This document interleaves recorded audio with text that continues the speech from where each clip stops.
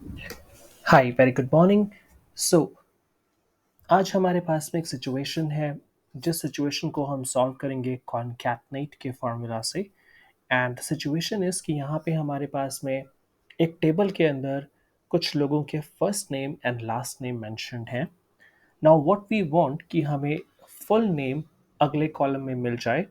And हम इसको manually enter नहीं करना चाहते, हम ये चाहते हैं कि ये ऑटोमेटिकली किसी एक फार्मूला के थ्रू थर्ड कॉलम के अंदर ऑटोमेटिकली इनका first name and last name एक स्पेसिफिक फॉर्मेट में हमें मिल जाए। तो उसके लिए what we can do here is we will use the formula that is concatenate. So यहाँ पे आप अप्लाई कीजिए इक्वल टू एंड टाइप कीजिए कॉन्कैटनेट। यहाँ पे नीचे अपने आप अवेलेबल आ जाएगा हो जाएगा एंड ब्रैकेट ओपन।